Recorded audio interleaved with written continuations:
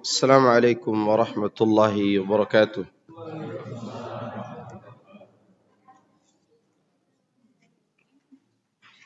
إن الحمد لله نحمده ونستعينه ونستغفره ونعوذ بالله من شرور أنفسنا وسيئات أعمالنا. من يهده الله فلا مضل له ومن يضلل فلا هادي له وأشهد أن لا إله إلا الله وحده لا شريك له وأشهد أن محمدا عبده ورسوله صلى الله عليه وعلى آله وصحبه أجمعين وسلم تسليما كثيرا مزيدا. أما بعد،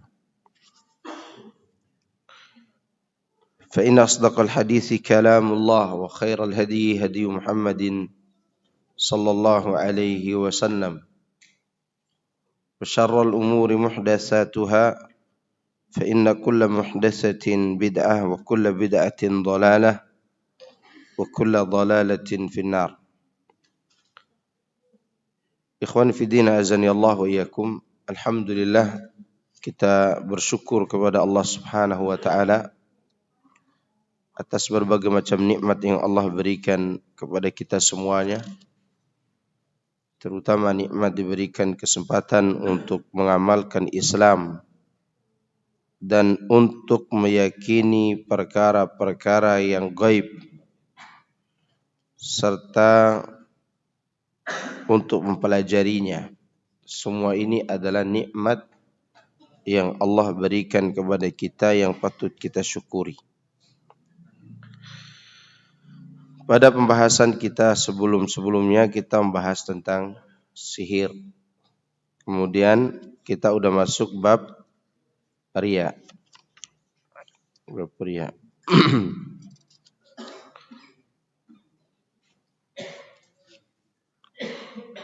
Riya adalah salah satu syirik kecil apa besar? Kecil. Riya adalah syirik kecil. Apa definisi syirik kecil?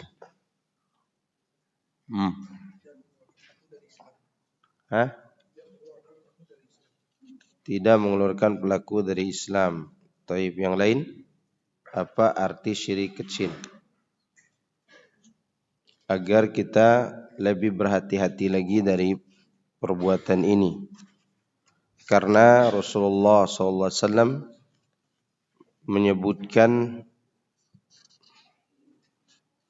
yang paling beliau takuti adalah syirik kecil atas umat ini. Tentunya setelah syirik besar ya. Beliau mengatakan seperti itu di hadapan siapa? Orang-orang yang jauh dari syirik besar. Lalu apa arti syirik kecil itu sampai Nabi sangat khawatir akan menimpa umatnya?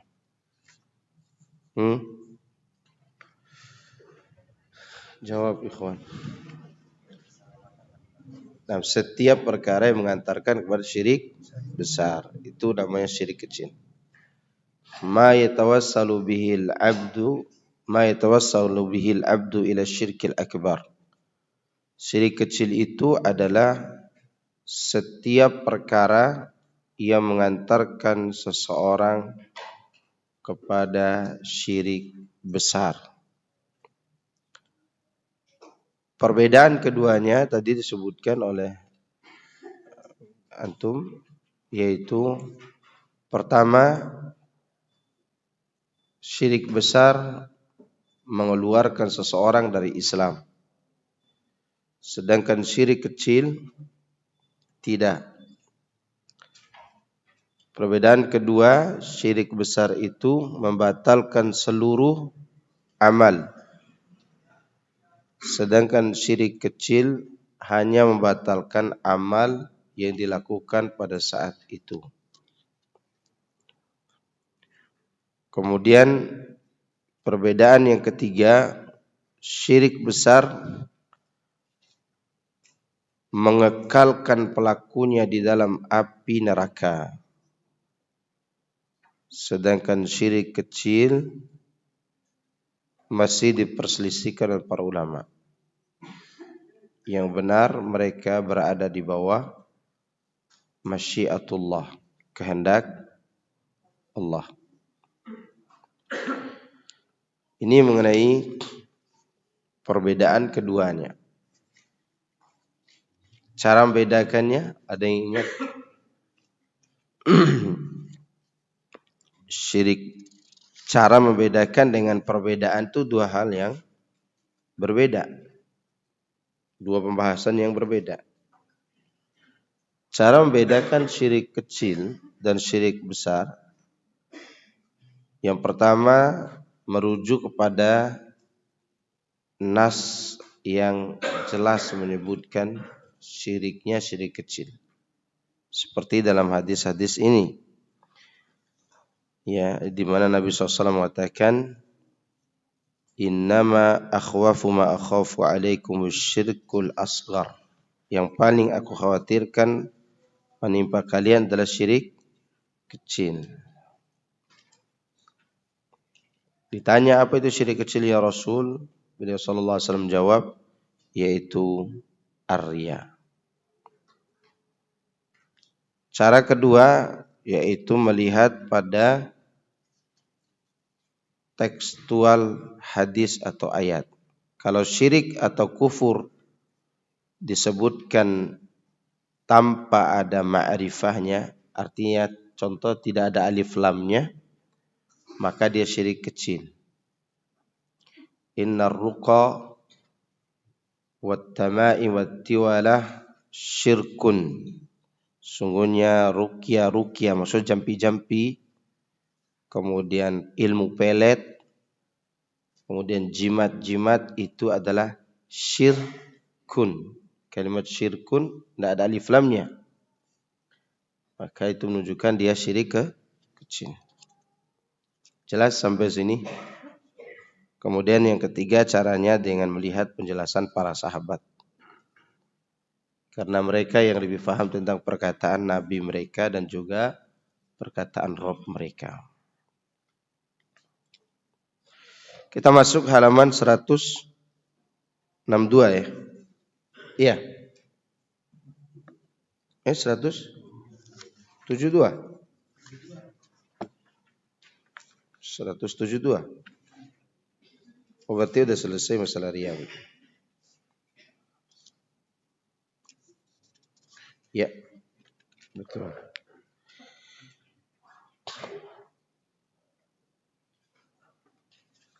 Baik. Halaman 72 di sini ada hadis nih. Yu'ta birrajuli yawmal qiyamah fayulqa fin nar fatandaliku aqtabu batnihi fayaduru biha kama yaduru al-himaru birraha fayajtami'u ilayhi ahlun nar fayaqulu ya fulan ma laka alam takun ta'mur bil ma'ruf wa tanha 'anil munkar fayaqulu bala qad kuntu amuru bil ma'ruf wa la atihi wa anha 'anil munkar wa la atihi wa atihi. Hadis riwayat Bukhari dan juga Muslim. Sesungguhnya akan didatangkan pada hari kiamat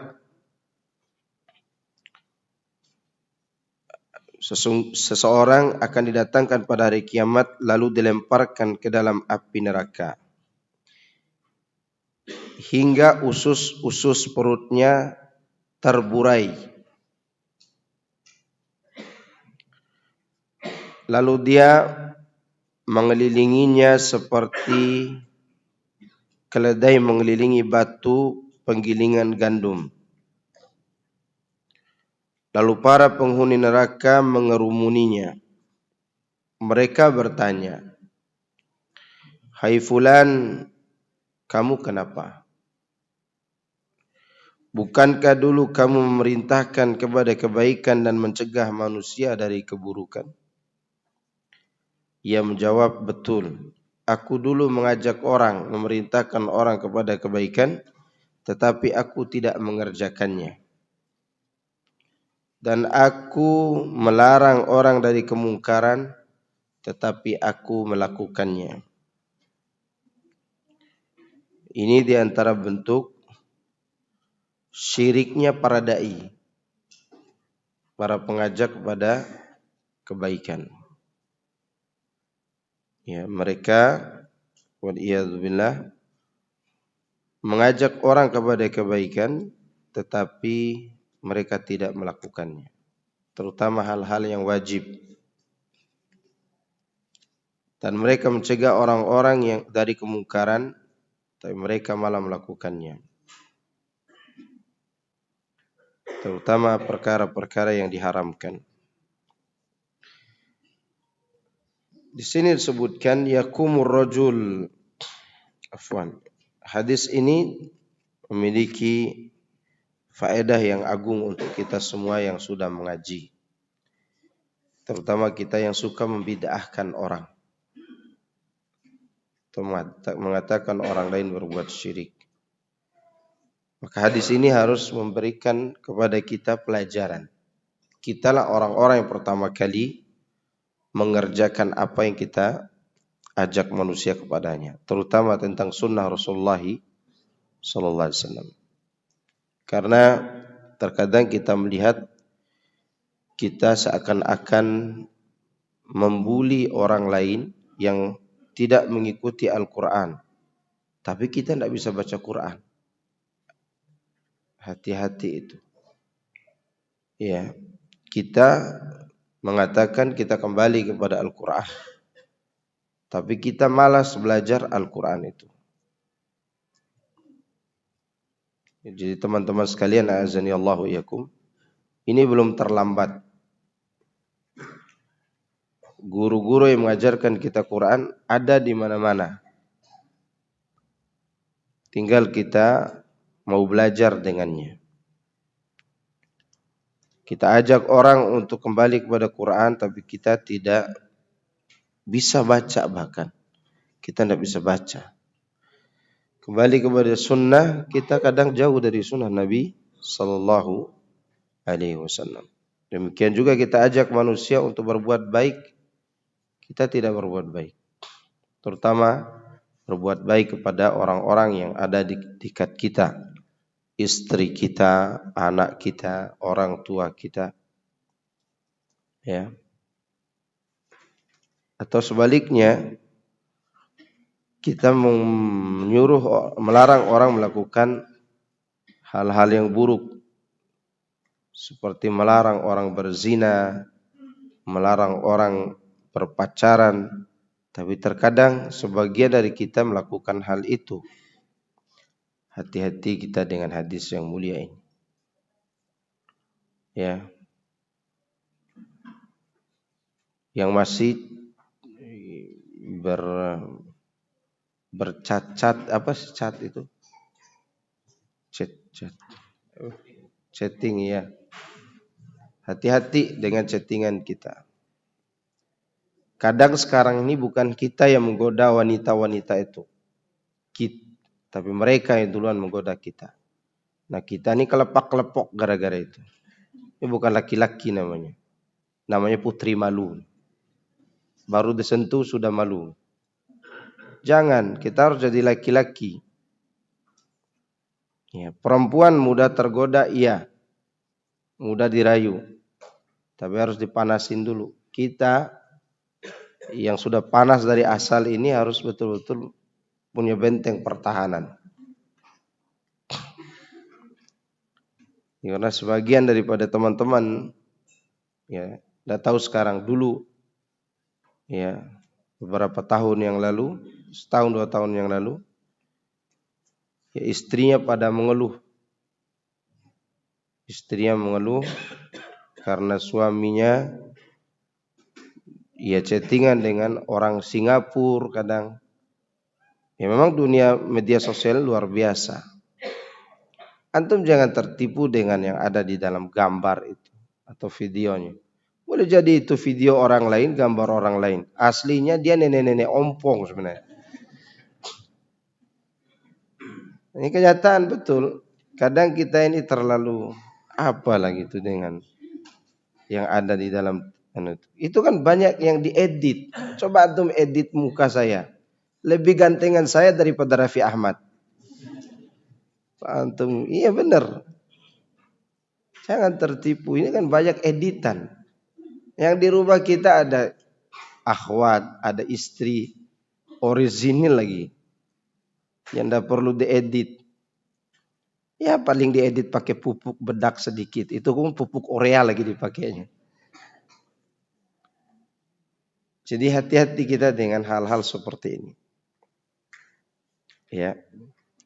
Hatta kami yang menyampaikan hal-hal yang kebaikan kepada orang, ketika di WA ditanya oleh ibu-ibu atau akhwat, kami tetap menegur. Kita tetap menegur. Bertanya bukan memberikan pernyataan, tapi apa? Bertanya. Jangan curhat mulu. Curhat boleh sesekali, tetapi dalam kondisi menanyakan kondisi yang sebenarnya. Agar kita tidak terkena fitnah. Apalagi ustadznya masih muda kayak saya ini. Ya. Semakin menjadi. Waliyadzubillah. Semoga Allah melindungi kita semua. Jadi jangan tertipu ya dengan kondisi, dengan chatan, dengan apa. Siapa tahu itu juga teman-teman yang lagi main-main dengan kita. Nggak usah diseriusin. Kita harus tetap istiqomah. Masa ngajinya di masjid istiqomah tidak istiqomah gitu loh. Kalau masih ada di HP antum nomor-nomor yang tidak jelas itu, dihapus. Kalau dia masih menggoda kita. Ya, bukan hanya dia yang diblokir. HP kan diblokir. Kemudian jemaah sekalian azani Allahu yakum. Kita yang sudah lama mengaji ini ya, harus lebih semangat daripada orang-orang yang baru mengaji. Baru hijrah. Karena kita berada dengan ilmu. Semangatnya kita ini semangat di atas ilmu. Dan itu lebih sulit daripada orang yang semangat tapi di atas kejahilan. Maka kita berjuang.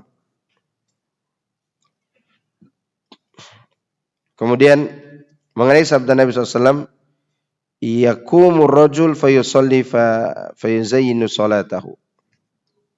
Seorang berdiri, ini definisi atau contoh riya yang disebutkan Nabi SAW.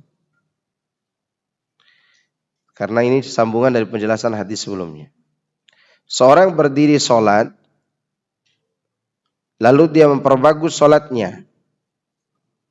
Ini contoh apa? Ar-riya. Dalam hal ini tidak ada bedanya antara laki-laki dan perempuan. Pengkhususan penyebutan laki-laki, pengkhususan untuk laki-laki yang disebut dalam hadis ini dinamakan mafhum laqab. Mafhum laqab itu dipahami sebagai laqab saja. Maksudnya hukum yang dikaitkan dengan sesuatu yang lebih mulia. Bukan dimaksudkan untuk mengkhususkannya, tapi untuk membuat contoh. Laki-laki saja dilarang, apalagi perempuan. Laki-laki saja bisa terkena fitnah riya, apalagi wanita. Faham gak itu? Karena secara pemikiran yang lebih tajam pikirannya laki apa perempuan? Laki-laki. Laki-laki yang bisa mengendalikan pikirannya saja bisa terkena apa? Riya. Apalagi wanita. Makanya wanita itu kan disuruh sholat di mana? Di rumah lebih afdal untuk menjaga semua itu. Iya. Karena terkadang orang wanita sholat ke masjid itu, kita lihat di bulan Ramadan, hanya ingin menjadi ambasador makenah. Ya kan? Sebagiannya ya kan datang pakai makenah yang mahal-mahal gitu. Dimasukkan ke tas tuh saking rapinya tuh makenahnya. Dianya pakai celana yang ketat, enggak pakai jilbab kadang. Itu fitnah. Maka di sini ada mafhumul laqab. Yang laki saja dapat terkena fitnah, apalagi wanita gitu maksudnya. Sampai ada yang istilahkan wanita itu pikirannya sepanjang ujung rambutnya. Coba antum lihat laki-laki urusan dunia saja, meeting aja pekerjaannya. Rapat meeting. Kalau dia lihat kapan menghasilkan duit ini? Ya kan? Wanita lihat duit habis. Dan itu secara umum kalau tidak disadarkan pikirannya sepanjang ujung rambutnya. Maka kalau kita punya bisnis, punya dagang, jangan istri jadi bendaharanya. Habis. Nggak bisa lihat. Alhamdulillah TikTok Shop sudah dihapus. Iya. Tinggal shopping kita perangin. Dan itu kenyataan. Mereka itu berhak mendapatkan nafkah dan tanggung jawab dari kita. Tapi tidak diberikan kewenangan. Makanya di sini disebutkan laki-laki itu bisa terkena fitnah apalagi wanita. Namanya kias aulawiyah namanya. Apa namanya? Kias aulawiyah. Cuman kita jangan ujub juga. Pulang dari sini, aku aja kena ini apalagi kamu. Bukan begitu juga. Ya. Ini bukan untuk ajang bertarung pulang dari sini. Artinya kita menyadarkan bahwa naluri laki-laki dan perempuan itu dua hal yang berbeda. Jika si laki-laki bisa terkena fitnah ria, maka perempuan pun bisa. Maka perempuan itu tidak boleh dia pakai perhiasan. Walaupun dia pakai cadar dan pakai jilbab, perhiasan itu berbunyi tidak boleh. Karena ada sebagian orang pakainya cadar, tapi gelang kakinya itu berbunyi cerik kalau jalan gitu, ya. Atau lagi ngambil sesuatu bunyi gelang di balik jilbabnya, itu aja tidak boleh. Ya, kenapa Allah tegur? Kenapa Rasulullah SAW tegur hal itu? Karena kenyataan yang terjadi demikian. Suka disanjung dan dipuji. Itu wanita. Maka disebut laki-laki untuk menyadarkan wanita juga. Laki-laki suka disanjung enggak? Yang lebih suka coba? Wanita. Coba kalau istri antum bercanda. Abang ini. Dia bilang. Abang tuh enggak ganteng tapi seperti awan. Walaupun hitam menghasilkan hujan katanya. Coba dia yang hitam kita ngomong begitu. Kena tampar kita. Berbeda enggak itu? Berbeda. Ya, dianya mau dipuji gitu. Istriku, sebenarnya engkau putih, cuman belum waktunya. Karena dia sedang dipuji, kita mah diapain aja sudah biasa seperti itu. Mau di luar ketemu bos digitukan. Ketemu teman juga dibully, ya enggak? Dia di rumah setiap hari kerja capek, banting tulang. Tiba-tiba kita tidak puji dia, habislah kita. Nggak dimasakin 3 hari. Taib, ini mengenai apa? Perbedaan antara laki dan perempuan. Maka benar ini kias aulawiyah. Taib, fayuzayyinu salatahu. Kemudian dia memperbagus salatnya, yaitu memperindah salatnya dengan tuma'ninah ketika mengangkat kedua tangan saat takbir dan semacamnya. Jadi perindah di sini bukan berarti terlarang ya. Yang terlarang itu diperindah karena dilihat orang. Ingat pembahasan kita sebelumnya. Riya itu adanya di mana? Di hati, bukan karena dilihat orang, bukan. Tapi karena ada rasa di hati. Jika rasa itu hilang, kita memperbagus sholat karena Allah, maka tafadhal, silakan. Misal ada orang baca Qur'annya bagus, tidak mau dia perbagus karena takut riya, ini juga salah. Tetap dia perbagus bacaan karena Allah suka dengan suara yang apa? Yang merdu. Gitu. Makanya di sini sebutkan Nabi, dia perbagus sholatnya lima yara min nadhari rajulin ilaihi. Dia memperbagus sholat karena dilihat oleh orang lain. Kalau dia memperbagus untuk dilihat oleh Allah, bagus nggak? Bagus. Gitu. Nah, ada pertanyaan.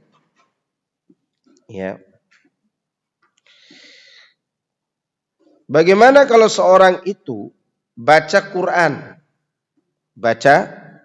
Quran untuk menenangkan hati orang lain, menenteramkan hati orang lain dengan bacaannya? Boleh atau tidak? Niatnya apa? Hah? Niatnya mencari ridha Allah dengan cara menyenangkan orang lain. Mana dalil?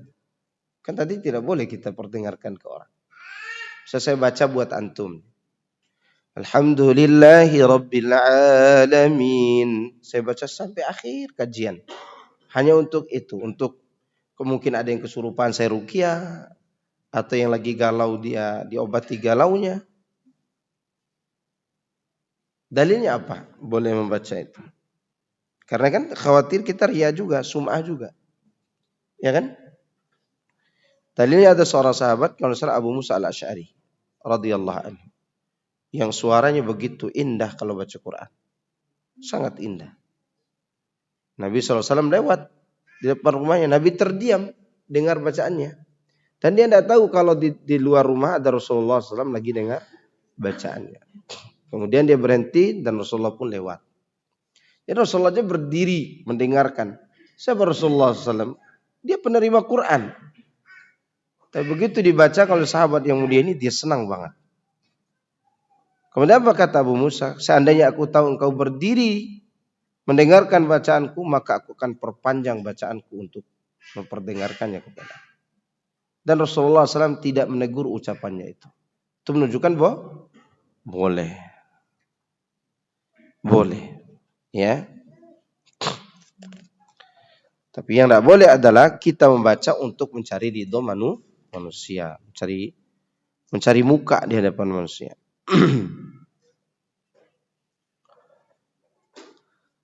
Kalimat lima yara min nadhari rajulin, ma di sini mausul. Ya, mausul, isi mausul. Aidnya dibuang. Maksudnya karena sesuatu yang ia lihat, yaitu tatapan orang kepadanya. Inilah alasan kenapa ia memperbagus sholatnya. Ia memperbagus sholatnya agar dilihat orang tersebut, sehingga orang yang melihatnya memujinya dengan lisan atau mengagungkannya dengan hati. Dan ini adalah syirik. Ini adalah apa? Syirik. Kalau orang berbuat baik, pada saat dia berbuat baik, dia tidak merasa senang juga dilihat orang. Tapi selesai dia berbuat baik itu, kemudian dipuji orang. Kira-kira itu apa artinya? Ada orang nih, dia hafal Quran 30 juz. Dan semua orang tahu kalau dia hafal Quran 30 juz. Lalu ada orang memujinya. Ya, memuji dia karena dia menghafal Quran 30 juz. Dan ada rasa senang di hati. Apakah dia termasuk riya? Kenapa? Karena dia berbahagia dengan kebaikannya. Man sarrathu hasanatuhu. Ya. Au sa'atuhu sayyi'atuhu fadzaka fahuwa mu'min. Siapa yang dibuat senang dengan kebaikannya atau dia tidak suka dengan keburukannya, maka dia orang beriman. Masa ada orang beriman, datang temannya. Wah, dulu saya lihat kamu duduk sama bencong di bawah pohon beringin ya. Senang nggak dia tuh? Kalau dia senang, ini imannya berbahaya. Ya, dipuji karena apa? Karena keburukannya, berbahaya. Kalau dia dipuji karena kebaikannya, maka itu adalah tanda keimanan. Di dalam bab ini terdapat beberapa masalah. Yang pertama, tafsir surat Al-Kahfi. Yaitu syarat diterimanya ibadah ada 2. Ikhlas dan mengikuti sunnah Rasulullah SAW. Itu maksud tafsir surat Al-Kahfi. Kedua, sebuah perkara besar ketika amal soleh ditolak karena di dalamnya menyusup sesuatu karena selain Allah. Itu berdasarkan firman Allah, aku meninggalkan dia dan juga kesyirikannya. Jadi riya itu termasuk perkara apa? Besar. Karena Allah tidak suka dengannya.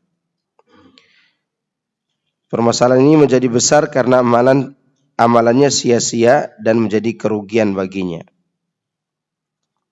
Pengertian hadis menunjukkan bahwa Allah murka terhadap perbuatan itu. Ya, man amila amalan asyraka fihi ma'i, ya, taraktuhu wa syirkahu. Siapa melakukan suatu amal yang dia persekutukan aku di dalamnya, maka aku tinggalkan dia dan amalnya. Ketiga, alasan yang mengharuskan menolak amalan tersebut yaitu kesempurnaan kekayaan Allah. Jadi Allah tidak butuh amalan orang yang berbuat syirik. Kenapa? Karena Allah Maha Kaya. Dia Maha Kaya. Tidak butuh kepada siapa. Keempat, termasuk di antara sebabnya bahwa Allah adalah sekutu terbaik. Jadi dia sendiri udah cukup dari sekutu. Ya. Maksudnya salah satu sebab ditolaknya amal ketika si pelaku menyekutukan seorang bersama Allah di dalam amalan tersebut adalah karena Allah adalah sekutu terbaik. Sehingga siapapun yang dijadikan sekutu bagi Allah, ia tidak dipertentangkan. Sehingga siapapun yang dijadikan sekutu bagi Allah, ia tidak dipertentangkan. Maksudnya apa nih terjemahan? Ya. Kalau yang Anda pahami, siapa yang dijadikan sekutu bagi Allah, maka dia ditolak oleh Allah Subhanahu wa taala. Allah tidak membutuhkan apa? Sekutu. Kelima, kekhawatiran Nabi SAW terhadap para sahabatnya melakukan riya. Ala ukhbirukum bima huwa akhwafu alaikum indi minal masih dajjal. Ini hadisnya sudah lewat. Hadis ini disalahpahami oleh Habib Jufri. Tahu Habib Jufri enggak? Enggak tahu. Habib Jufri itu orang Arab. Dia sih di Indonesia dipuja-puja dan dipuji-puji oleh para sufi-sufi dan tarekat. Dia mengatakan Nabi itu takut umatnya berbuat syirik kecil, tidak takut berbuat syirik besar. Artinya umat Muhammad tidak mungkin berbuat syirik besar gitu. Maka meminta di kuburan yang dilakukan oleh umat Muhammad ini tidak dianggap syirik. Iya. Jadi dia menggunakan hadis ini untuk apa? Untuk melegalkan syirik besar, meminta-minta di kuburan. Karena tidak ada hadisnya Rasulullah takut kepada syirik besar. Yang ada ini kata dia. Kita katakan seperti penjelasan Syekh di sini. Nabi menyebutkan innama akhafu alaikum asyirkul asghar. Syirik kecil atau akhwafu alaikum indi minal masih dajjal. Adalah syirik kecil yaitu riya. Nabi berbicara di hadapan orang yang sudah sempurna tauhidnya. Sehingga yang khawatirkan menghancurkan kesempurnaan itu apa? Syirik kecil. Kalau Nabi berbicara di hadapan seluruh manusia, yang paling ditakuti ya syirik besar. Mana dalil innallaha la yaghfiru yushraka bihi. Kemudian Allah juga mengatakan wa annal masajida lillahi fala tad'u ma'allahi ahada. Banyak sekali ayat-ayatnya. Jadi ini Rasulullah berbicara kepada orang yang sudah kuat tauhid dan akidahnya, dikhawatirkan jatuh pada perusaknya, yaitu kesyirikan kecil. Nah, jika Rasulullah SAW mengkhawatirkan kesyirikan yang samar terhadap para sahabat beliau, maka generasi-generasi setelahnya tentu lebih dikhawatirkan lagi. Yaitu siapa? Kita. Ya. Bahkan di antara para sahabat itu mereka khawatir jatuh pada syirik besar. Mana dalil para sahabat itu khawatir jatuh pada syirik besar? Padahal mereka adalah orang-orang yang dididik oleh Rasulullah sallallahu alaihi wasallam. Itu kisah ketika Rasulullah SAW meninggal dunia. Siapa yang tidak terima Rasulullah SAW wafat? Umar. Apa Umar meyakini Rasulullah itu Tuhan? Atau sesembahan selain Allah? Juga tidak. Apa Umar menggunakan jasad Rasulullah untuk bertawasul waktu itu? Tidak. Tapi apa kata Abu Bakar? Singkat cerita, man kana ya'budu Muhammadan fa inna Muhammadan qad mat. Siapa yang menyembah Muhammad, maka Muhammad itu telah wafat. Wa man kana ya'budullah fa inna Allah hayyun la yamut. Siapa yang menyembah Allah dan sesungguhnya Allah itu Maha hidup dan tidak akan pernah mati. Apa yang ditakuti Abu Bakar sini? Sikap Umar yang menggiring manusia kepada syirik besar. Khawatir orang-orang akan menyembah Nabi Muhammad SAW karena tidak boleh mati. Sedangkan yang mati itu adalah makhluk. Kalau dia hidup terus, ya dia bisa disetarakan oleh manusia, oleh umatnya seperti Tuhan nantinya. Itu. Karena yang hidup selama-lamanya hanya Allah Azza wa Jalla. Keenam, beliau menjelaskan riya, bahwa seorang yang mengerjakan salat karena Allah, tetapi yang perbagus salatnya karena ia melihat ada orang yang menatapnya. Inilah riya. Jadi riya itu adalah awal ibadah seorang berniat karena Allah. Ini diperhatikan dulu. Awal ibadah dia berniat karena siapa? Karena Allah. Kemudian di tengah ibadahnya itu dia melihat ada orang yang meliriknya. Maka dia perbagus lagi ibadahnya. Inilah disebut apa? Riya. Beda dengan orang yang dari awal ibadahnya karena manusia. Maka ini bisa jatuh pada syirik besar. Contoh, calon kepala desa. Siapa? Calon kepala desa atau kepala kelurahan. Dia datang ke masjid hanya ingin mencari suara orang di masjid. Karena dia lihat masjid Istiqomah setiap hari Ahad penuh dengan orang yang ngaji. Mungkin kalau datang hari Senin penuh juga nih. Sampai hari Senin ternyata tinggal 5 orang yang sholat. Kenapa? Karena hari Ahad itu orang luar semua yang datang. Kecewa dia. Begitu dia kecewa tidak mau datang lagi dia di masjid Istiqomah. Kenapa? Tidak ada suara. Cuma 5 orang. Ternyata 5 orang itu juga anti demokrasi lagi 5-5-nya. Udah tinggal 5 suaranya anti demokrasi semua 5-5. Maka dia kecewa dan dia tidak mau lagi ke masjid itu. Ini namanya sholat karena manusia. Ini bisa jatuh pada syirik besar. Beda ya dua hal tadi. Ya, orang datang ke masjid karena Allah, sampai di masjid dilihat orang lain dan dipuji. Maka kondisi dia seperti ini disebut dengan apa? Riya.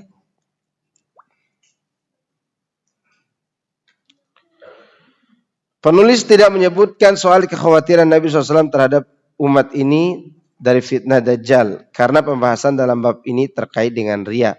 Bukan tentang hal-hal yang dikhawatirkan Nabi terhadap umat. Jadi mengenai Dajjal lain cerita nanti. Tapi bab berikutnya, masih ada waktu, masih banyak. Termasuk syirik, seorang melakukan amalan dengan maksud untuk mendapatkan dunia. Perkataan penulis minasyirki, min di sini menunjukkan arti sebagian.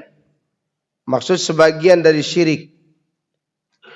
Perkataan penulis tentang ad-dunya, kedudukannya adalah kalimat menjadi maf'ul untuk al-iradah. Dengan maksud, karena iradah adalah masdar kata dasar yang dimudhafkan kepada fa'ilnya. Minasyirki iradatul insan. Itu bahasa Arab judul ini. Bi'amalihi dunya. Ya. Bab minasyirki an yuridal insanu bi'amalihi ad-dunya. Itu maksudnya. Tapi penulisannya bukan an yurida, tapi iradatul insan. Iradatul insan itu berkedudukan sebagai fi'il. Dan pelakunya adalah manusia itu sendiri. Judul bab ini memiliki 3 kemungkinan. Pertama, pengulangan bab sebelumnya. Kemudian kemungkinan ini kecil. Karena tidak mungkin penulis menyebut 2 judul bab berturut-turut untuk 1 poin pembahasan yang sama. Kemungkinan bab sebelumnya lebih spesifik dari bab ini. Karena bab sebelumnya khusus terkait riya. Sedangkan bab ini lebih umum. Ini kemungkinan yang kedua. Kemungkinan yang ketiga, bab ini merupakan salah satu bagian tersendiri dari bab sebelumnya. Kemungkinan inilah yang kuat, yaitu kemungkinan yang ketiga. Karena dalam bab sebelumnya seorang melakukan riya dengan maksud dipuji dalam melaksanakan amal ibadah, sehingga ia disebut ahli ibadah, meski tidak bermaksud mengincar keuntungan materi. Jadi bab sebelum bab riya itu, seorang hanya ingin mendapatkan julukan saja, bukan untuk mendapat materi. Nah, disinilah para ulama mengatakan orang itu bisa zuhud dari harta, tapi belum tentu bisa zuhud dari popularitas. Ya. Jadi bab ini, bab riya sebelumnya, terkadang orang berbuat walaupun tidak dapat apa? Materi duniawi. Sedangkan yang ini, dia berbuat amalan akhirat demi mendapatkan apa? Materi. Berikut beberapa contoh melakukan amalan karena mengincar dunia. Pertama, menginginkan harta seperti yang mengumandangkan azan. Seperti orang yang mengumandangkan azan. Demi mendapatkan upah atau melaksanakan haji untuk mendapatkan uang. Termasuk imam masjid juga. Imam masjid, ya. Termasuk para penceramah, pengajar, dan seterusnya. Hanya saja ibadah yang boleh dan tidak boleh untuk diujrahkan, mendapatkan upah itu disebutkan oleh para ahli ilmu, dan ini juga dimasukkan dalam bab jual beli. Ujrah ibadah yang boleh dan tidak boleh. Kalau ibadahnya itu muta'addi itu artinya ibadah yang orang lain terkena manfaat dari ibadah itu. Mendapat manfaat yang bisa diperoleh, bisa dilihat dan dirasakan. Contoh, mengajarkan Al-Quran. Entah dia mengajarkan cara baca, mengajarkan tafsirnya, atau mengajarkan apa saja, tapi orang mengambil ilmu darinya. Ini namanya ibadah yang muta'addi, selama dia bukan kewajiban. Kewajiban yang fardu ain. Ya, ibadah seperti ini, apakah boleh mengambil upah darinya? Para ulama tentang hal ini khilaf tentangnya. Tapi mereka berikan dulu penjelasan perincian. Sebagian mengatakan jika tidak ada kesepakatan antara dua belah pihak, harus digaji dengan waktu tertentu, gaji sekian, tidak ada kesepakatan jual beli di situ, tapi dia diberikan oleh si pelaku, si pengambil manfaat, maka ini boleh. Ini boleh. Selama itu bukan niat dia, bukan niat untuk mendapatkan hal itu. Tapi kalau ada kesepakatan, seperti guru-guru di pondok pesantren itu, waktu masuk mengajar, ada yang ditandatangani enggak? MOU-nya. Ada tanda-tanda perjanjian. Berapa lama dia ngajar, berapa dia digaji. Nah ini khilaf. Yang ini yang diperselisihkan itu. Apakah itu boleh atau tidak? Pendapat yang dirojih oleh Syekh Saleh Fauzan Al-Fauzan, boleh, tidak masalah. Mana dalilnya? Dalilnya adalah hadis yang umum, walaupun kasusnya khusus. Kasusnya adalah ruqyah. Tapi ibrahnya diambil makna secara umum. Inna haqqa ma akhadtum alaihi ajran kitab Allah. Yang berhak kalian mengambil upah darinya adalah mengajarkan Al-Quran, kitabullah. Ya.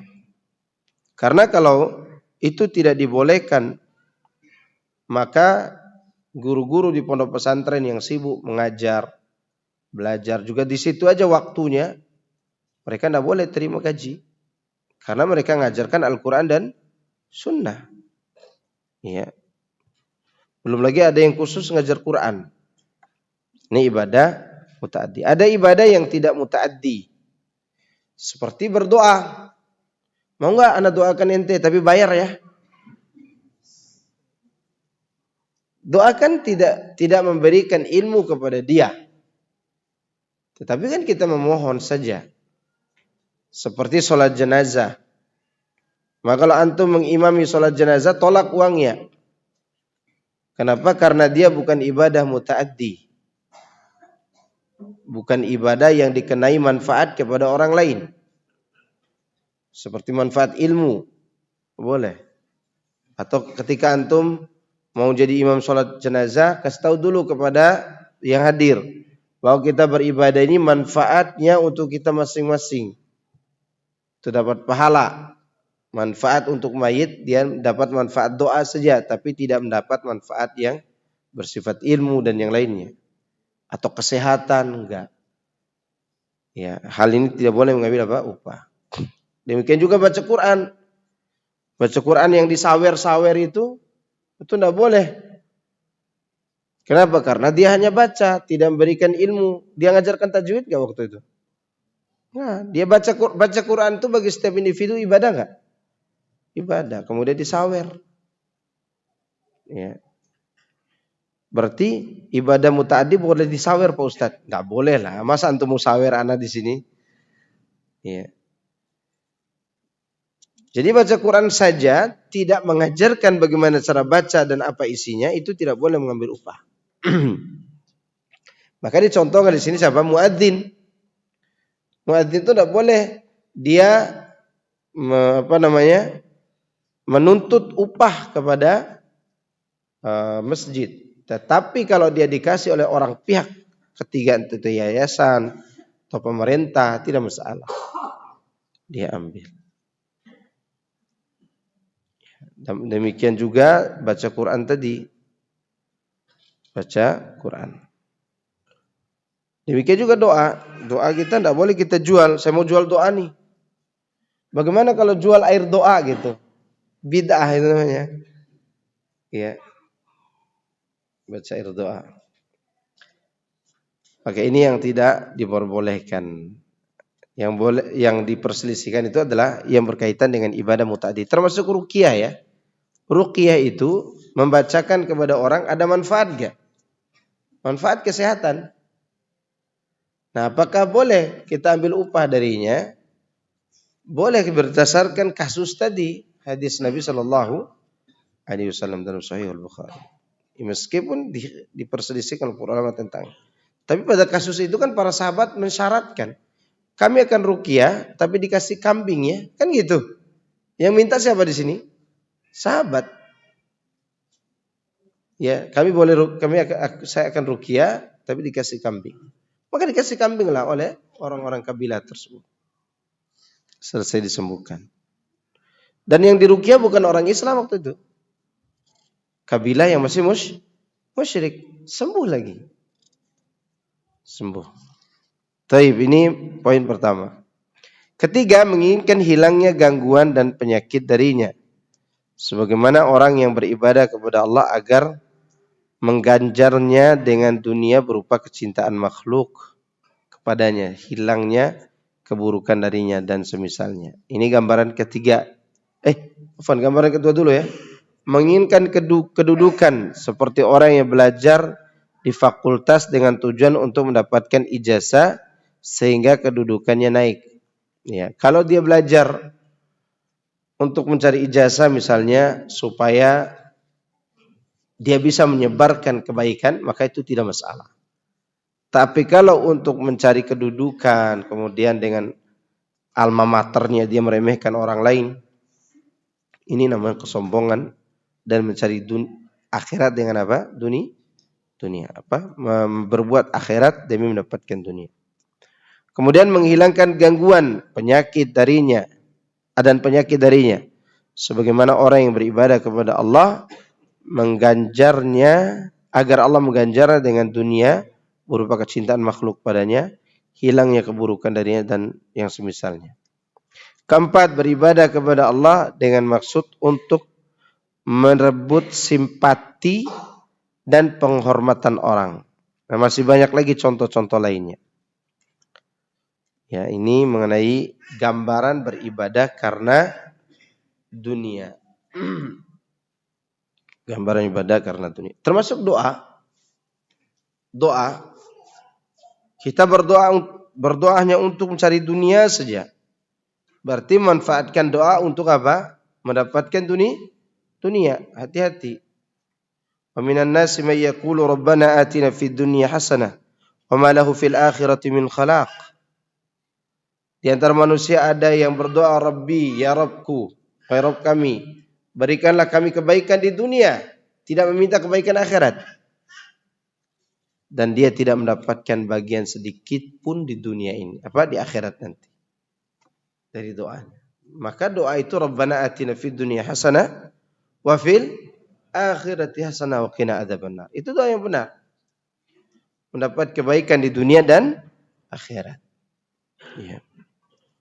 Maka kalau Allah izinkan kita semua pergi umrah, ya, atau pergi haji, kita di sana tidak usah terlalu banyak berselera minta urusan dunia. Karena kesempatan kita untuk masuk surga minta di hadapan Allah di rumahnya. Ya, di rumahnya. Itu yang terbaik. Orang yang beriman dia tidak begitu berselera dengan menggunakan doa mustajabnya demi dunia. Ya Allah, jadikanlah aku artis terkenal pulang dari sini. Sesat. Ya kan? Jangan, itu urusan dunia. Ya. Minta kepada Allah agar dimasukkan surga bersama istri, anak, orang tua. Ya, yang terbaik. Agar dapat tempat yang baik. Ya. Kalaupun sekedar ingin meminta dunia, silakan minta yang kita butuhkan. Ya. Minta yang kita butuhkan, kendaraan yang bagus, meskipun mobil Alphard gitu kan. Rumah yang luas, ya, 200 meter bangunannya. Nggak apa-apa, nggak masalah. Itu kan sekedar aja. Dan tidak semewah surga di akhirat nanti. Tapi ini mengenai amal-amal yang dicontohkan. Sekira cukup dulu ya, nanti insya Allah kita lanjutkan pembahasan ini pada pertemuan yang akan datang. Nah, silakan. Ada pertanyaan? Fadhal akhi. Waalaikumsalam warahmatullahi wabarakatuh.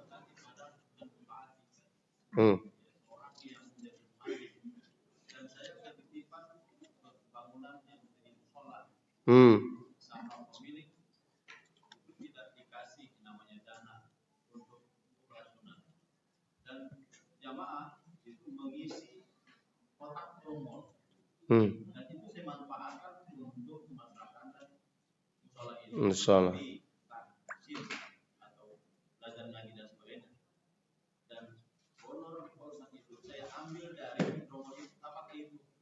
Kalau itu sudah jadi kesepakatan dengan para muhsinin tidak masalah.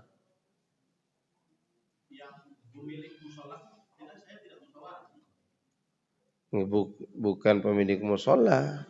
Yang memberikan dana siapa tadi? Jamaah kan? Ya udah ditulis aja di situ operasional musola. Iya, untuk halal insyaallah. Tidak masalah. Nama ada lagi enggak?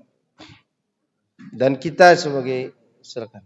Dan kita sebagai murid-murid ustadz yang ngajar tajwid itu, ia berusaha untuk membantu dia. Iya. Karena anak temukan ada salah seorang ustadz, dia hafal 30 juz Al-Quran. Dan pengajar juga. Begitu pandemi, 3 hari dia tidak makan. Dia hanya makan apa sama istri anaknya. Dan anaknya 4 kalau salah. Ya, jadi ustaz-ustaz itu menyembunyikan kesusahannya. Karena dia merasa jemaahnya lebih susah.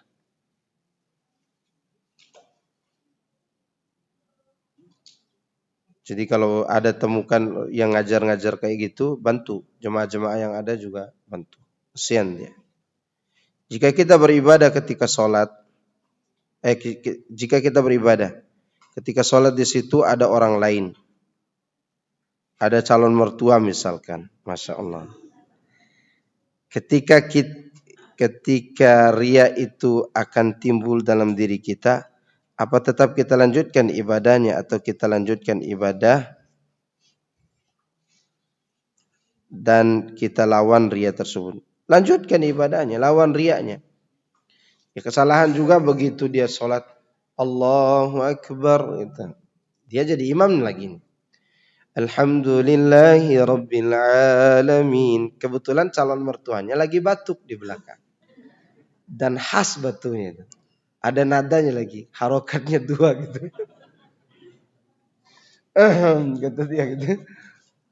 Gara-gara itu takut ria. Berubahlah bacaannya. Alhamdulillahi Rabbil Alamin. Ar-Rahman. Salah. Lanjutkan aja. Tapi tetap dilawan. Iya. Atau dia membatalkan tidak mau jadi imam misalnya. Ini salah paham dari pembahasan kita berarti. Tetap dilanjutkan. Karena ria itu tidak hilang. Ria itu dilawan. Ria itu tetap ada. Ingat itu. Ria, hasad, dengki, dendam, sum'ah, su'udhon. Itu tetap ada pada diri kita. Kita tidak disuruh menghilangkannya. Disuruh apa? Melawan. Sebagaimana di dunia ini ada orang kafir musyrik, ahlul kitab, munafik, Abu Janda. Misalnya begitu kan. Musuh-musuh kita gitu. Ya. Apa bisa dihilangkan di dunia ini? Nggak bisa dihilangkan. Tapi dia apa? Dilawan. Entah kalau itu lagi perang lawan dengan perang, lagi menegakkan hujah lawan dengan hujah. Demikian juga riya dan sum'ah dan seterusnya tadi. Ya. Pahami? Oke. Ada lagi? Fadhal. Waalaikumsalam warahmatullahi wabarakatuh.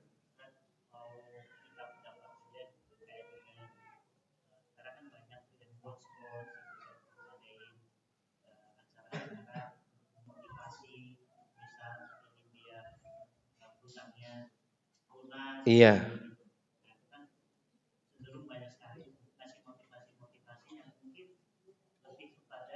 Urusan dunia. Kalau itu pembahasannya secara ilmiah, cara-cara secara ilmiah, maka tidak masalah kan itu urusan dunia.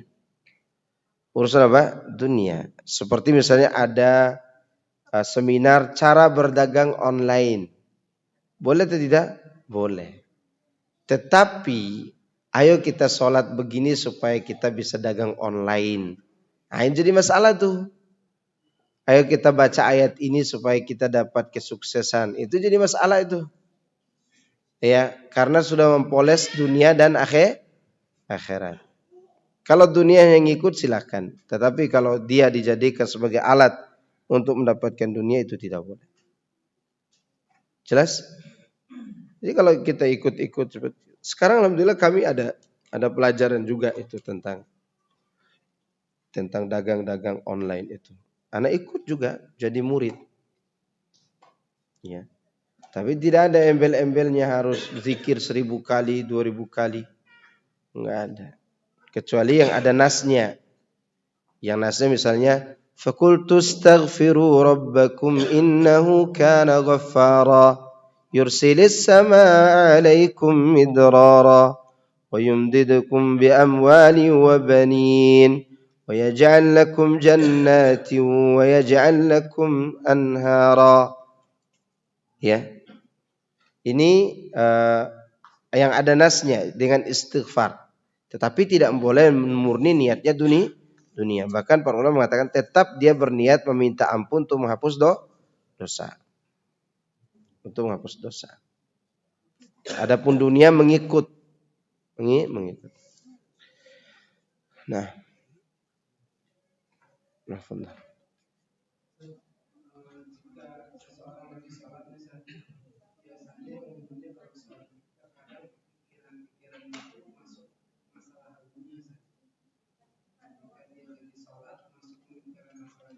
Iya. Tidak. Kalau dia lawan ya.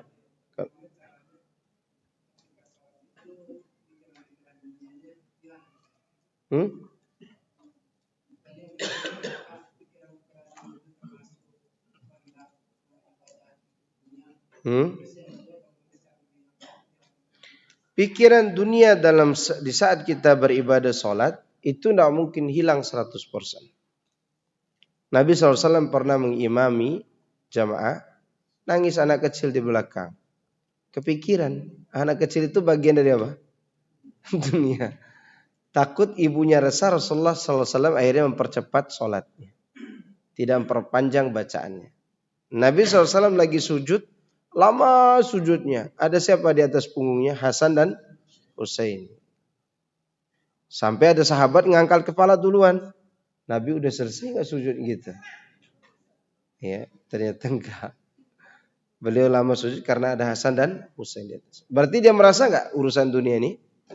Merasa. Tetapi itu tetap harus dilawan dengan kembali kepada kekhusyuan. Tetap harus dilawan, jangan dinikmati. Ya, jangan dinikmati. Makanya di antara nasihat Ustadz Yazid hafizahullah ta'ala agar kita tidak terlalu kepikiran dunia waktu sholat, ya.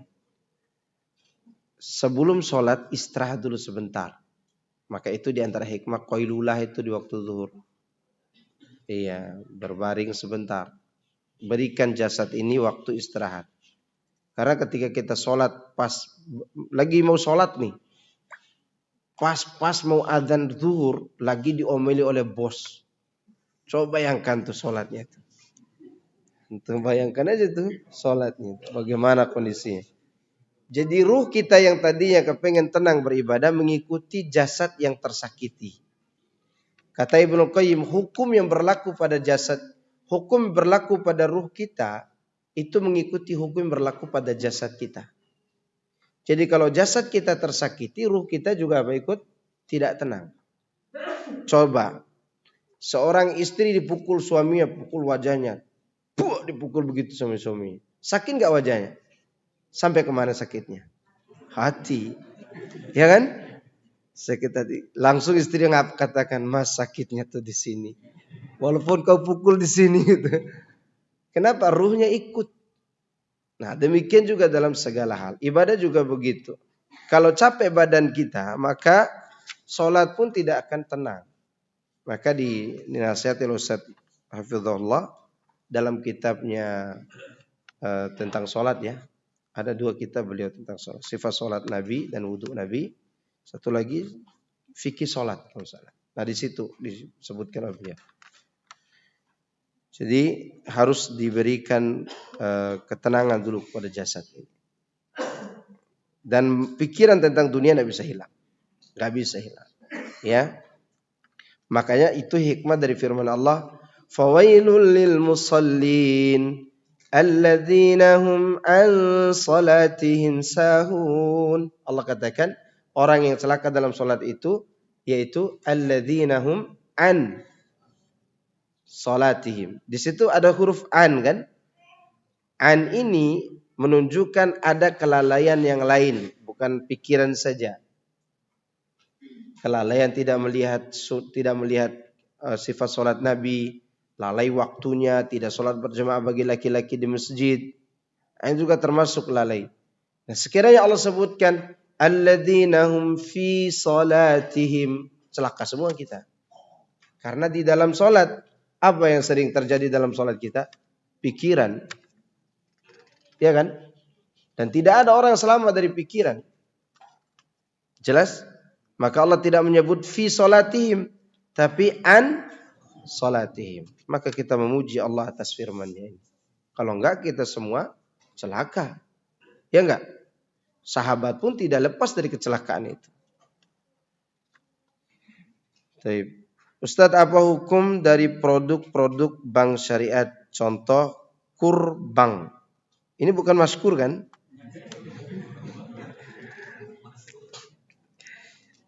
Ini mengklaim bahwa dia berbeda dengan bank konvensional dan dia mengeluarkan zakat dari penghasilannya. Kurbank itu apa?